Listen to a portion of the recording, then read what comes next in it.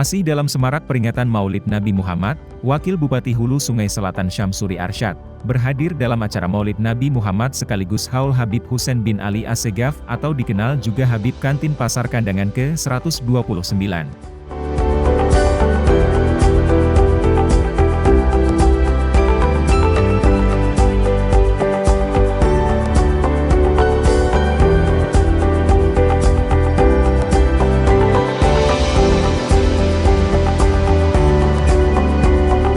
Bertempat di Pasar Los Batu Kandangan, Minggu, 9 Oktober 2022, bersama rombongan kelompok Maulid Raja Syafah Teluk Masjid. Nabiyina wa habibina Muhammadin sallallahu alaihi wasallam sahabat wal mi'raj wal buraq wal alam wa dafi'il bala wal waba wal maradi wal alam jismuh mutahhar mu'atthar munawwar man ismuh maktubun marbu mawdu ala lawhi wal qalam samsid duha badrid tuja nuril huda misbahid dulam abil qasim sayyidil qawnain was-sab'is sakhalain abil qasim sayyidina Muhammad ibn Abdullah sayyidi arabi wal ajam nabiyil haramain mahbub inda rabbil masyriqain wal maghribain amma ba'du. Alhamdulillah, betapa Allah subhanahu wa ta'ala ini malam telah memberikan keberkahan demi keberkahan kepada kita semua.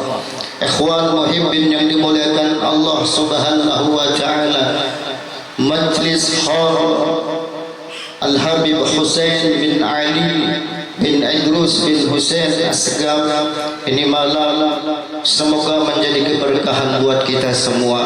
Semoga nama harum beliau menjadi sebuah bukti nanti di hadapan Allah subhanahu wa ta'ala bahwa kita pernah duduk di bawah payungnya beliau. Amin amin ya rabbal alamin. Muslimin muslimat yang dimuliakan Allah subhanahu wa ta'ala, yang sama-sama kita muliakan keluarga besar daripada sahibul haul Al-Habib Husein bin Ali Assegaf. Semoga Allah subhanahu wa ta'ala melimpahkan keberkahan kepada mereka dan juga memberikan keluasan rezeki yang penuh dengan keberkahan dan usia yang penuh dengan keberkahan. Yang sama-sama kita muliakan, kita ta'azim, kita hormat ayah kita Al-Habib Murad bin Mustafa Al-Idrus dan juga Al-Habib Firdaus Assegaf, Al-Habib Sofi Al-Idrus dan seluruh para habaib, para syarifah yang tidak mungkin kami sebut namanya satu persatu, namun tidak mengurangi rasa ta'zim, rasa hormat kepada mereka.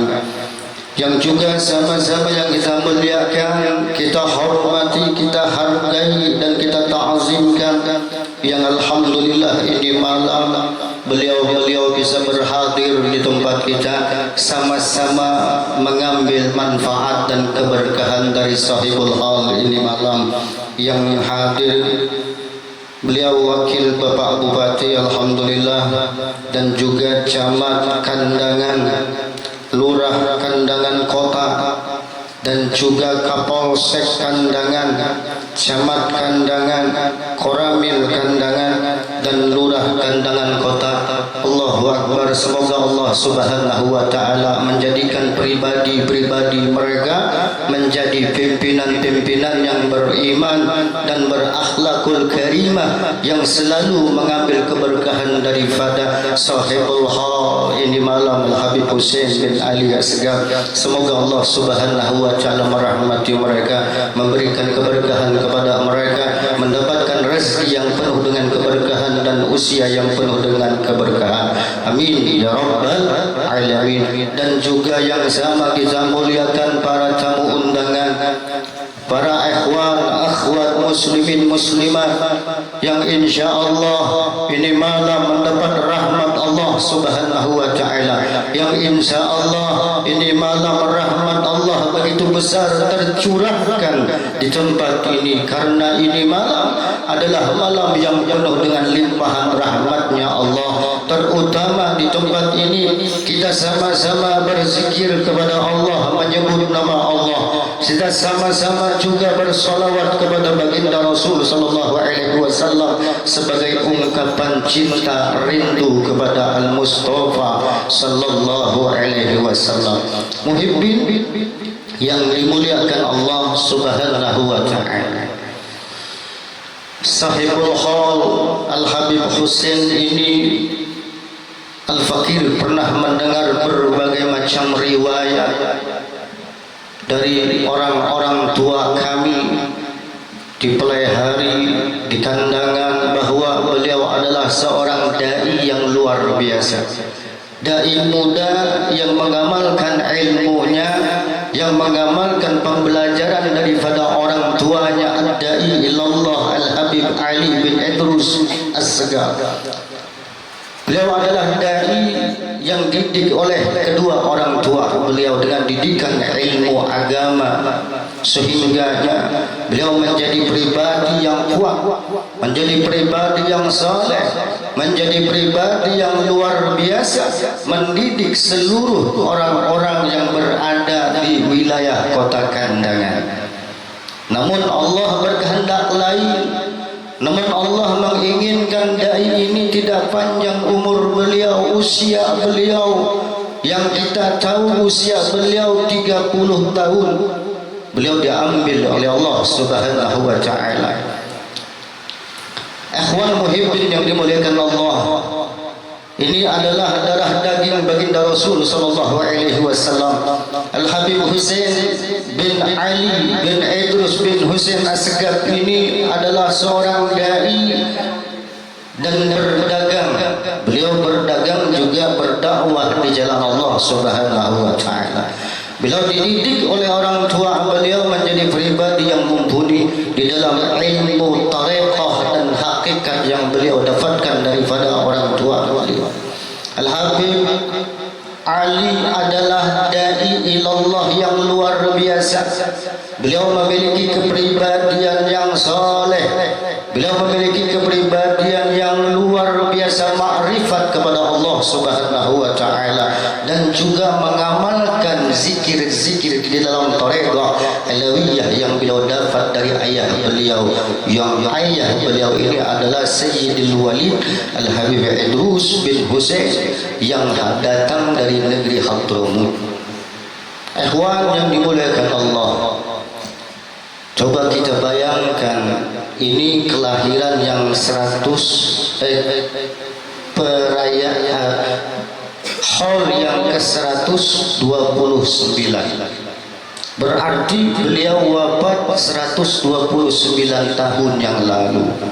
Ditambah usia beliau berarti 159 yang lalu.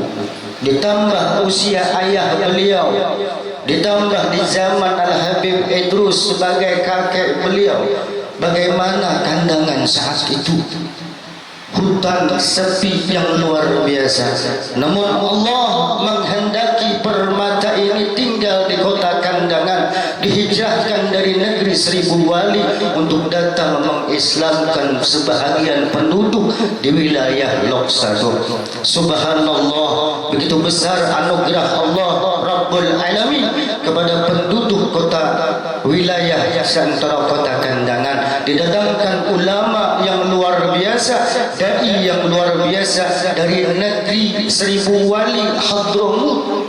Sungguh jauh, pakai apa pada zaman itu? Sungguh luar biasa, insan-insan yang mulia yang dihadirkan Allah di tengah-tengah kita, termasuk kewalian beliau yang diceritakan oleh Al-Habib Ja'far Segaf.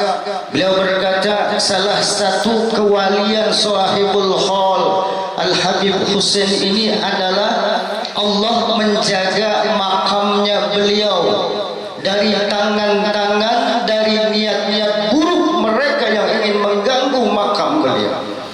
Sok perhatikan mengapa Allah menjaga makamnya beliau.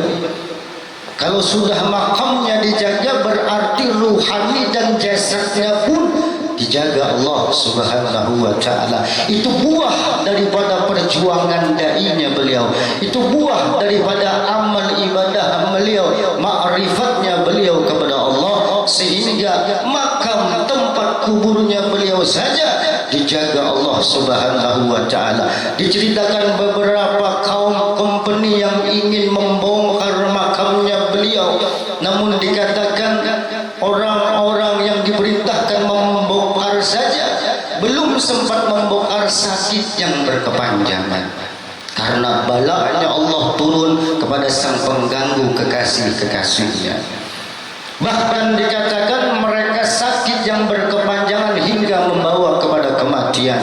Oleh sebab itu riwayat ini makmur dari 129 tahun hingga detik ini, semua kita mengetahui bahwa makam beliau dijaga oleh Allah Subhanahu wa ta'ala. Itu karena tingginya mahabbah beliau, tingginya kedekatan beliau kepada Allah Subhanahu wa ta'ala. Nah, di sini membuktikan takarrub ilallah adalah sebuah jalan terbaik untuk menggapai rahmat dan ridhonya Allah Subhanahu wa ta'ala. Dekatkan ruhnya kita kepada Allah Subhanahu wa ta'ala, dekatkan diri kita kepada Allah Rabbul Alamin, sehingga engkau menjadi pribadi-pribadi yang indah, pribadi-pribadi yang dijaga oleh Allah Subhanahu wa ta'ala. Buktinya seperti Al-Habib Husain ini malam, nama beliau selalu disebut, nama beliau selalu harum, bahkan memperingati haul beliau pun selalu harum. Kenapa? Karena Allah mencintai beliau, karena Allah sayang kepada beliau. Sayangnya Allah, cintanya Allah diaplikasikan dengan menjaga makam beliau dari gangguan-gangguan mereka yang menginginkan pekerjaan yang aneh-aneh. Bahasa kita aneh-aneh, kuburan hendak dibongkar padahal kada mengganggu juga. Ikhwan yang dimuliakan Allah Subhanahu wa ta'ala, baginda Nabi sallallahu alaihi wasallam suatu ketika berkumpul dengan para sahabat. Mereka duduk bersama beliau, duduk bersama sahabat, dan para sahabat pun belajar bersama baginda Rasul sallallahu alaihi wasallam. Maka baginda Rasul berkata kepada sebahagian para sahabat, "Ya ashab, tubil bab, tutup pintu," kata beliau. Wahai sahabatku, tutup pintu. Makna dari penutupan pintu dikala ada satu kelompok guru dan murid bersama ialah agar orang-orang asing tidak masuk ke dalam ruangan itu yang dimaksud. Kemudian baginda Rasul berkata, wa tubis sirat, dan matikan lampu, kata beliau. Apa makna mematikan lampu? Agar konsentrasi kita, agar kekhusyuan kita terjaga di saat mati lampu. Gafil bab wa tubis sirat, tutup pintu dan matikan lampu. Itu sebahagian orang-orang ahli tarekat mengamalkan hal seperti itu. Itulah yang kita dapat dari cerita mereka orang-orang tua kita, bahwa Al-Habib Husain mengamalkan hal-hal yang seperti itu, sehingga ruhnya beliau selalu terbang melesat mendekat kepada sang murabbi, sang membawa jalan keridhaan Allah Subhanahu wa ta'ala. Siapa murabbinya beliau? Ayahnya beliau, ad-da'i ilallah Al-Habib Husain bin Habib Ali bin Idrus As-Segaf. Karena Al-Habib Ali ini pribadi yang soleh, pribadi yang wara, pribadi yang luar biasa, yang mengamalkan tarekat daripada datuk-datuknya bersambung hingga kepada Sayyidil Imam Al-Faqihil Muqaddam, bersambung hingga kepada Al-Imam Ahmad Al-Muhajir ilallah, terus bersambung kepada Al-Imam Ali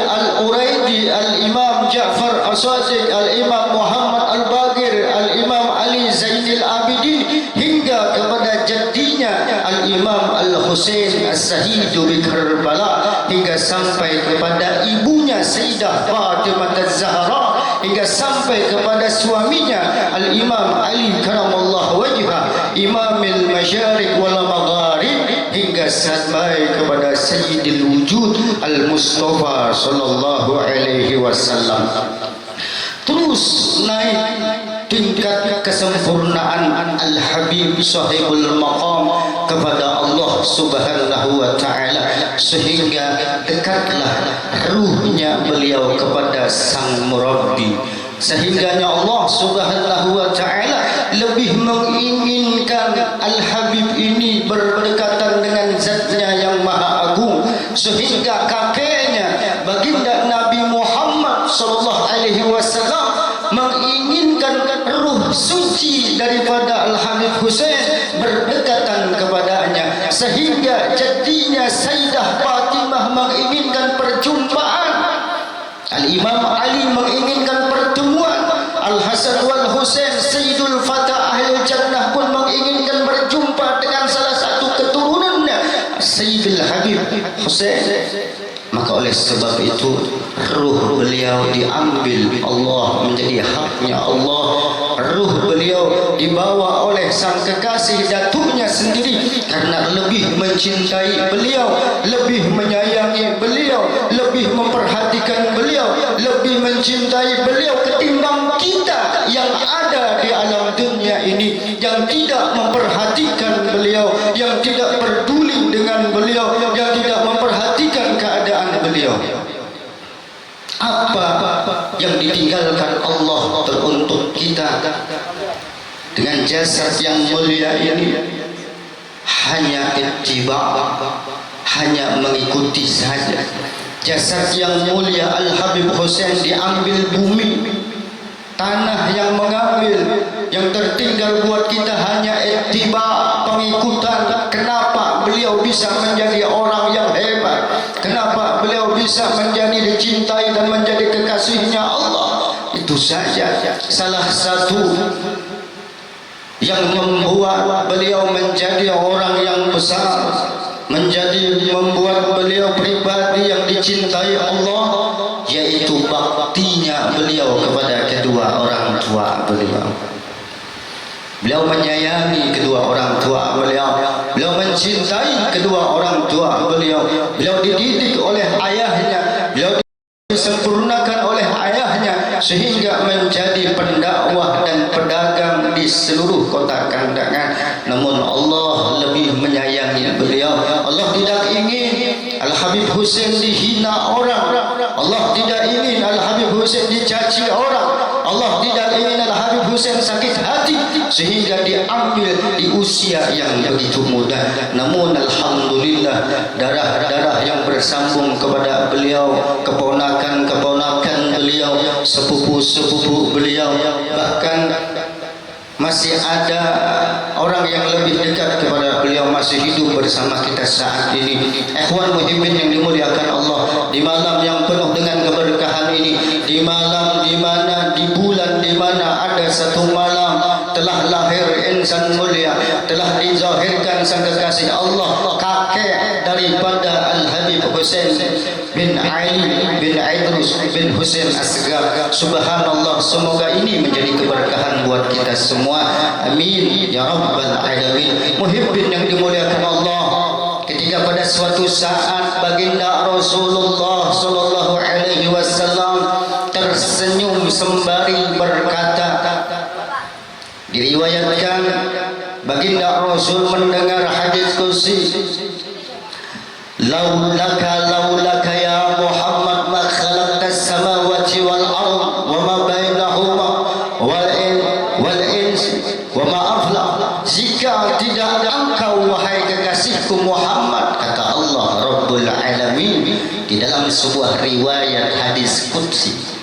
Hadis qudsi di bawah Al-Quran, kalam Allah yang tidak ditulis untuk dimasukkan ke dalam Al-Quran disebut hadis qudsi. Maka baginda Rasul pun tersenyum bersembari berkata kepada Allah, ya Rabbi, jika aku diciptakan, jika seluruh alam semesta, jika seluruh apa yang ada di permukaan bumi ini diciptakan karena diriku, maka teruntuk siapa aku diciptakan, wahai Allah? Kemudian Allah berkata kepada baginda Rasul, engkau diciptakan khusus untukku, engkau sebagai kekasihku, engkau adalah yang paling aku cintai dan paling aku sayangi, maka engkau aku ciptakan teruntuk zatku yang maha agung. Maka kembali baginda Rasul berkata kepada Allah, wahai Tuhan, jika memang aku diciptakan untukmu, maka engkau berada untuk siapa? Allah pun berkata, aku berada untuk orang-orang yang bersolawat kepada engkau, wahai kekasihku Muhammad sallallahu alaihi wasallam. Oleh sebab itu, wahai saudaraku yang dimuliakan Allah, semua sudah diberikan kepada baginda Nabi sallallahu alaihi wasallam. Allah sudah memberikan semuanya kepada baginda Rasul sallallahu alaihi wasallam. Maka oleh sebab itu sekehendak baginda Rasul, sebenarnya sekehendak baginda Rasul, karena semua telah diberikan Allah kepada baginda Nabi Muhammad sallallahu alaihi wasallam. Pengampunan, istighfar, semua telah diberikan kepada Rasulullah. Bahkan syafaatul uzma, syafaat yang menyeluruh, bukan hanya teruntuk kita umat beliau, tapi syafaat teruntuk Nabi Allah Adam alaihissalam, bahkan kepada umat Nabi Allah Adam, syafaat kepada Nabi Allah Ibrahim alaihissalam, syafaat teruntuk umat Nabi Allah Ibrahim alaihissalam, terutama teruntuk kita umat baginda Rasul sallallahu alaihi wasallam, syafaatul uzma itu berlaku. Maka suatu ketika baginda Rasul pernah berkata, waqala Nabi sallallahu alaihi wasallam, syafaati li ummati min ahlil kabair. Baginda Rasul berkata, syafaatku, kata beliau, teruntuk umatku yang memiliki dosa besar. Namun di saat kita mendengar hadis ini, jangan juga nang berlaku dosa. Boleh kita mendengar hadis ini, boleh. Syafaatku, kata Nabi, teruntuk umatku yang memiliki dosa besar. Berarti pertolongan beliau teruntuk umat beliau yang memiliki dosa besar, membunuh, berzina, berbagai macam dosa-dosa besar. Ketika ia mati atau meninggal, belum sempat ia bertaubat kepada Allah Subhanahu wa taala, maka syafaat baginda Nabi teruntuk mereka. Ikhwan yang dimuliakan Allah Subhanahu wa taala, kemuliaan yang Allah berikan kepada baginda Rasul tak lepas dari cintanya Allah kepada baginda Nabi sallallahu alaihi wasallam. Begitu pula kemuliaan kita nanti menjadi umat baginda Rasul tak lepas cintanya baginda Rasul kepada kita selaku umat. Baginda Nabi atau nabinya kita ini sangatlah bersedih jika satu saja umatnya masuk ke dalam nerakanya Allah. Baginda Rasul sangat terpukul apabila ada umat beliau masuk ke dalam nerakanya Allah karena perbuatan-perbuatan mereka di kala hidup mereka di alam dunia, yang tidak peduli dengan nasihat-nasihat guru-gurunya, yang tidak peduli dengan nasihat-nasihat para habaib, yang tidak peduli dengan kehidupan mereka, yang penting mereka happy, senang dan bahagia tanpa memperdulikan kehidupan nanti berhadapan dengan siksa-siksa yang begitu mengerikan dari Allah Subhanahu wa taala.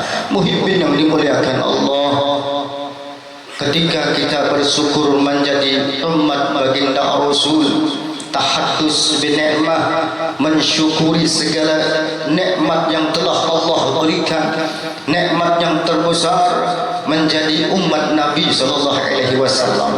Begitu banyak nabi nabi-nabi terdahulu menginginkan menjadi umat Nabi kita Muhammad sallallahu alaihi wasallam. Lihat, nabi-nabi terdahulu mereka menginginkan, bahkan mereka minta kepada Allah untuk menjadi umat Nabi Muhammad sallallahu alaihi wasallam. Salah satunya Nabi Allah Musa alaihi salam. Nabi Allah Musa berkata, Allah Rabbi inni ujidu fil alwah ummatun yahsuruna yawmal qiyamah wujuhuhum kal khamari lailatil badar faj'alhum min ummati. Nabi Allah Musa berkata kepada Allah Rabbul Alamin, Tuhanku, aku melihat di hari kiamat, membaca di lembaran kitabmu, dan aku melihat di hari kiamat satu umat yang begitu banyak, wajah mereka bagaikan bulan purnama di malam Lailatul Badar. Faj'alhum min ummati, maka jadikanlah mereka umatku, kata Nabi Allah Musa alaihi salam kepada Allah Rabbul Alamin. Galahum ummatu Ahmad, mereka umat Ahmad wahai Musa. Semua ditanyakan Nabi Allah Musa kepada Allah. Ceritanya ketika Nabi Allah Musa duduk santai sembari membuka lembaran kitabnya Allah disebut Alwah, di situ terdapat lama qara'a Musa Alwah wujidu fiha fadilah ummah Muhammadiyah. Di saat Nabi Allah Musa membuka lembaran kitabnya Allah, di situ Nabi Allah Musa mendapatkan fadilah, keutamaan umat Muhammadiyah, umatnya Rasulullah, umatnya Nabi Muhammad sallallahu alaihi wasallam. Maka Nabi Allah Musa berkata kepada Allah, Tuhanku, aku melihat satu umat yang berkumpul di hari kiamat yang besar, wajah mereka bagaikan bulan purnama, maka jadikanlah aku sebagai nabinya, maka jadikanlah mereka sebagai umatku. Musa berkata lagi, Rabbi, Tuhanku, ketika aku melihat satu umat yang bersujud kepada Engkau, beribadah kepada Engkau 5 kali dalam sehari, bersujud mereka, dengan sujudnya mereka membuka pintu langit dan turunlah berbagai macam keberkahan dari Engkau, maka jadikanlah mereka umatku. Kata Nabi Allah Musa kepada Allah, wahai Tuhanku, aku membaca di lembaran kitab Engkau, aku melihat satu umat yang mereka berpuasa karena Engkau, bukan karena yang lain, dan sebab puasanya mereka Engkau hapus dosa mereka dari dulu hingga yang akan datang, maka jadikanlah mereka umatku, kata Nabi Allah Musa. Dari sekian banyak pertanyaan Nabi Allah Musa kepada Allah, kemudian dijawab, hum ummatu Ahmad, mereka adalah umat Ahmad.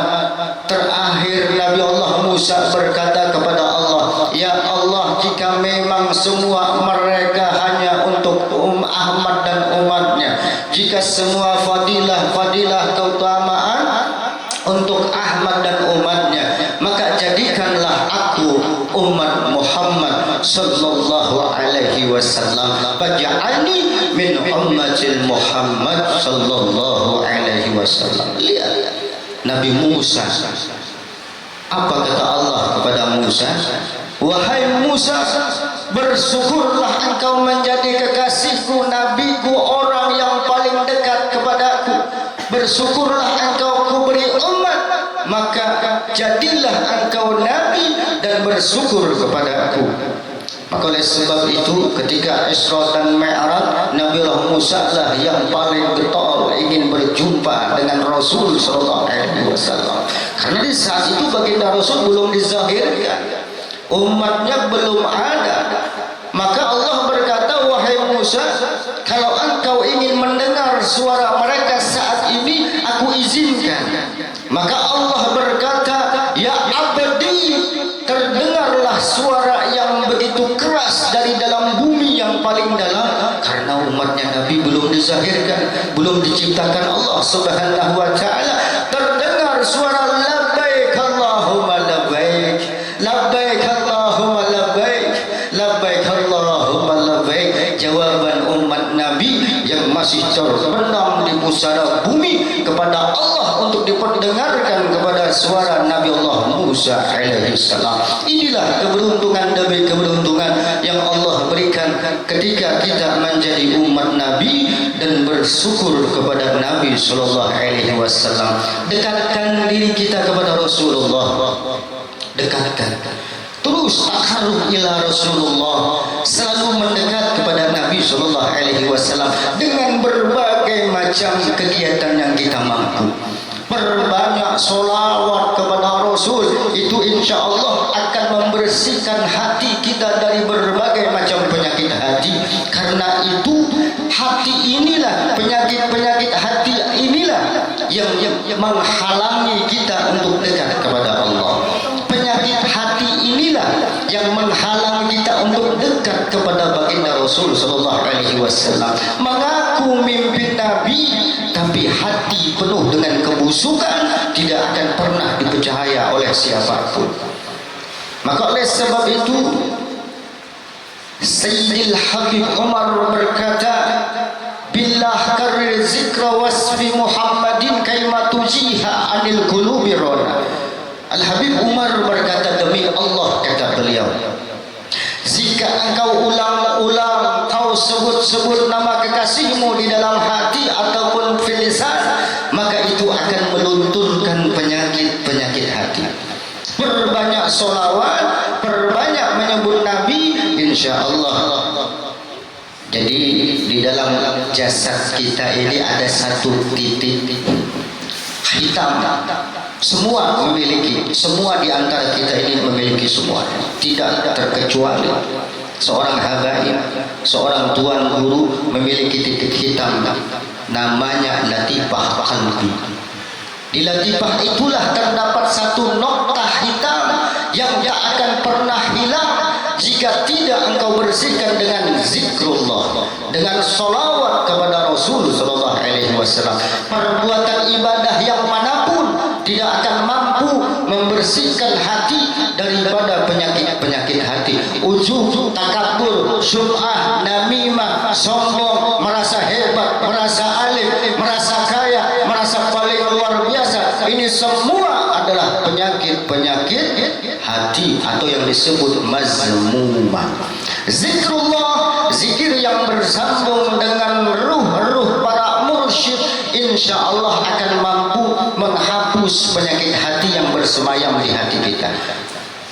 Namun jika kita tidak mampu mencari seorang mursyid yang membimbing ruhnya kita dengan zikrullah, maka solawat kepada baginda Rasul adalah jalan satu-satunya untuk menghapus daripada penyakit-penyakit hati.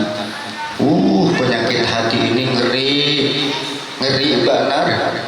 Kada kawa melihat biji mata ni hati langsung berpendek. Melihat yang pina aneh langsung di hati ini langsung sedikit saja ujar orang kita tuha bahari tertarang pada upih masalah penyakit hati dan ibadahnya. Sedikit benar akan hancur hati ini. Apabila itu tidak dibersihkan, maka tak akan mungkin kita mampu sampai kepada Allah.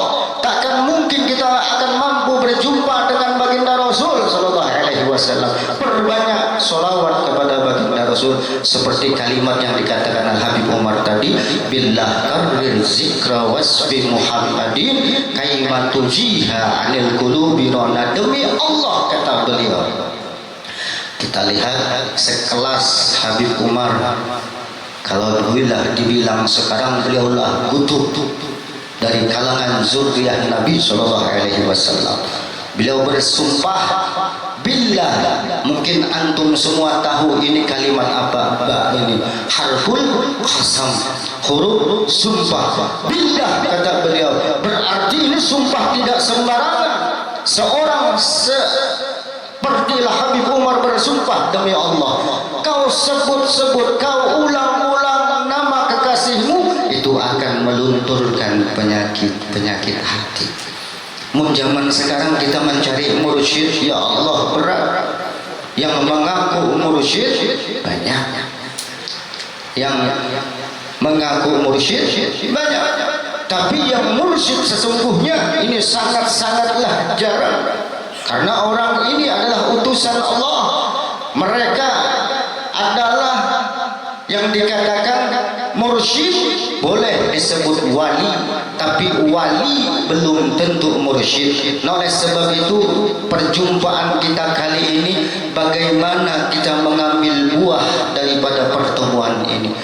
Perbanyak zikrullah dan perbanyak sholawat kepada baginda Rasul sallallahu alaihi wasallam.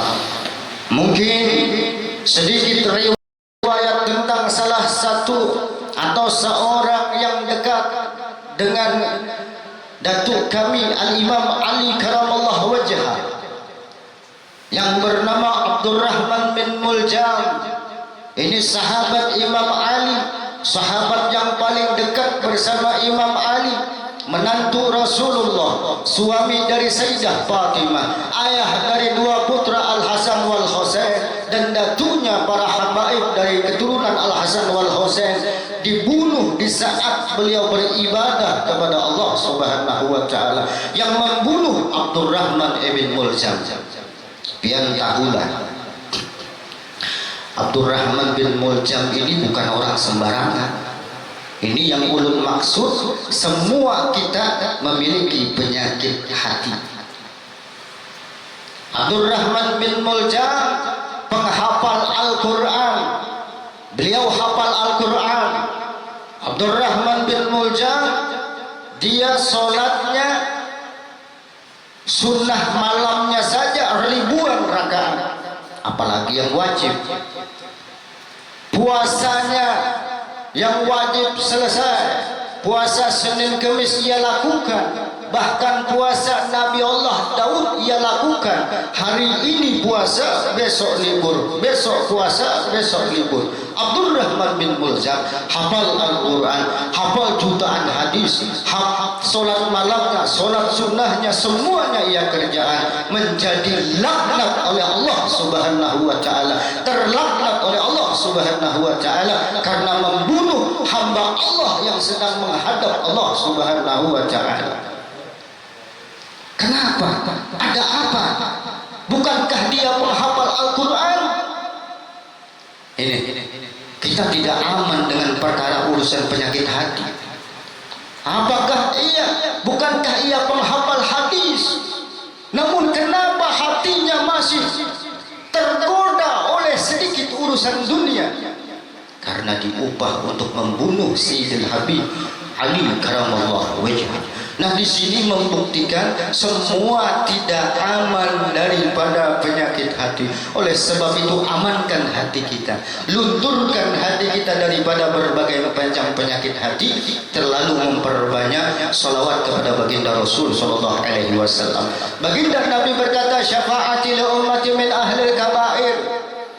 Syafaatku, kata Rasul, teruntuk umatku yang memiliki dosa besar. Namun ingat, ada satu perbuatan yang sungguh tercela, bahkan dibuktikan oleh Al-Habib Husain.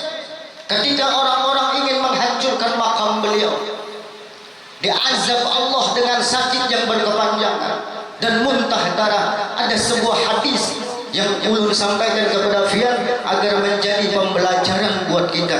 Kenapa? Kata baginda Rasul, man abaghat min ahlil baiti hurrima safaati.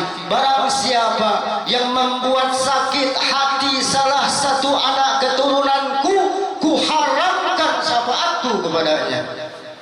Di luar biasa. Hati-hati kita berkumpul dengan warisan baginda Rasul. Kita duduk bersama keluarga baginda Rasul, kita berjumpa bersama keluarga baginda Rasul. Darah daging Rasul mengalir di tubuh mereka.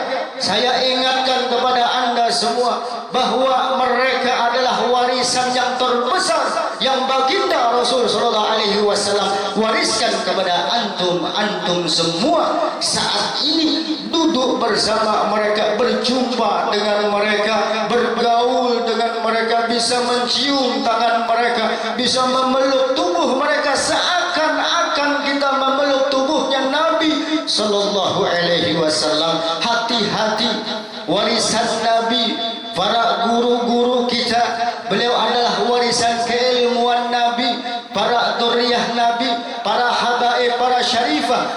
adalah warisan terbesar, warisan yang harus dijaga. Di saat kita berkumpul di zaman ini dengan mereka, maka hargai, cintai, muliakan, karena sesungguhnya sahabat-sahabat baginda Nabi beruntung mereka berjumpa Nabi, duduk bersama Nabi, makan bersama Nabi, bercengkrama bersama Nabi, bahkan belajar ilmu tentang ibadah kepada Nabi sallallahu alaihi wasallam. Beruntung mereka. Namun Rasul mengatakan, ada di akhir zaman nanti wahai sahabatku yang lebih mulia dari kalian, yang mereka tidak pernah mendengar aku, yang mereka tidak pernah berjumpa denganku, namun mereka percaya dengan apa yang aku ucapkan. Bahkan warisan ini telah sampai di hadapan antum semua. Sayangi mereka, hargai mereka. Janganlah kita menjadi orang-orang yang merugi karena kita tidak mengambil manfaat dari keberadaan guru-guru kita yang mengajarkan ilmu warisan dari Nabi, para aturiyah Nabi, para habaib, para syarifah, yang membawa di tubuh mereka warisan terbesar Nabi, darah daging Nabi sallallahu alaihi wasallam. Ikhwan muhibbin yang muliakan Allah Subhanahu wa taala, mungkin tidak berpanjang lebar yang ingin ulun sampaikan malam ini. Terakhir, maka tanamkanlah di dalam ruhnya kita, di dalam jiwanya kita, kecintaan dan kebahagiaan ketika menyambut bulan miladnya Nabi sallallahu alaihi wasallam. Karena itu juga adalah modal utama untuk bisa menjadi pecinta Nabi sallallahu alaihi wasallam. Selalu gembira, selalu bahagia, baca maulid keras-keras, muliakan Nabi, bahagiakan Nabi. Riwayat Nabi barusan kita dibaca oleh sahabat-sahabat kita. Riwayat Nabi telah dibaca mereka.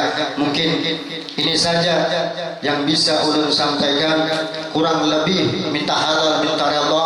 Apabila ada kata-kata saya yang kurang pantas dan tidak pas, maka al-faqir mohon minta maaf, minta redha kepada antum semua, terutama kepada para sibam-sibam habaib kami.